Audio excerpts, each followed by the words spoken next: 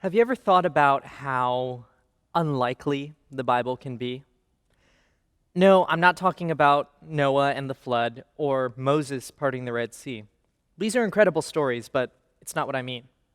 I'm talking about a God who is literally the creator of everything: plants, animals, planets, stars, gravity. God literally invented gravity, and he chooses to care about us, individually and as a people. It can be hard to think about God on such a cosmic level, but I think that's the point. Because when we open the Bible and we read his words to humanity, something is made very clear. God is more than anything we can imagine.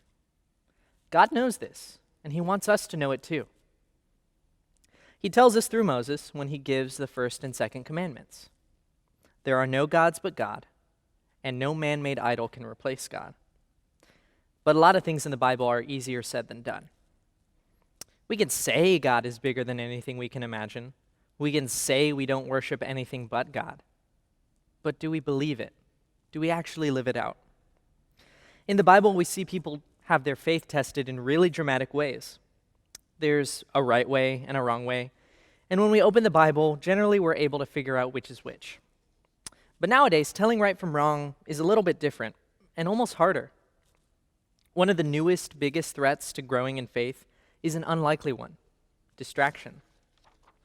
We fill up our time with movies, music, video games, social media, sports, and we don't give our time to God. So when God says, "No gods but me, no idols, period," he's not just talking about golden cows. Anything can be an idol. This happens for three individuals in the Bible. Their names are Hananiah, Mishael, and Azariah, but you might know them better by their adopted names: Shadrach, Meshach, and Abednego. So God's chosen people have been exiled from their homeland, and they're living as refugees in the kingdom of Babylon. And while they were there, they were required to learn the language and the customs of the Babylonians. They didn't forget their faith or their God.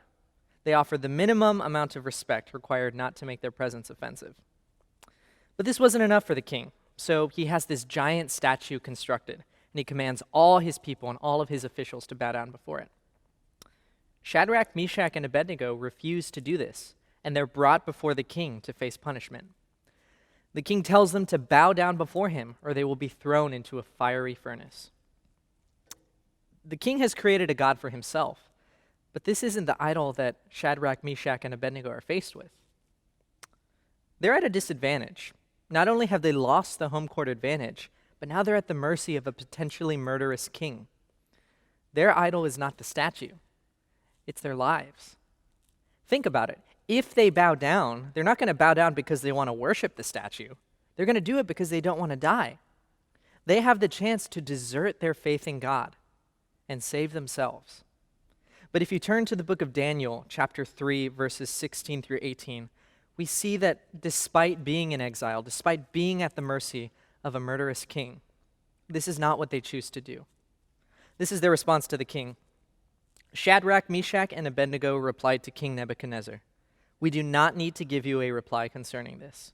If our God, whom we are serving, exists, he is able to rescue us from the furnace of blazing fire, and he will rescue us, O king, from your power as well. But if he does not, let it be known to you, O king, that we don't serve your gods, and we will not pay homage to the golden statue that you have erected." A lot of times when we make idols for ourselves, we kind of challenge them. We test them to make sure that we're not misled by putting our faith in them. We justify our own sin by the good things that come out of worshiping idols. But Shadrach, Meshach, and Abednego don't test their luck, and they certainly don't test God. When they tell the king, if God exists, he will save us from the fire, they're not testing God's existence. They're declaring their faith in him. They follow this up by saying, even if God doesn't save us, we still won't bow down in front of your statue.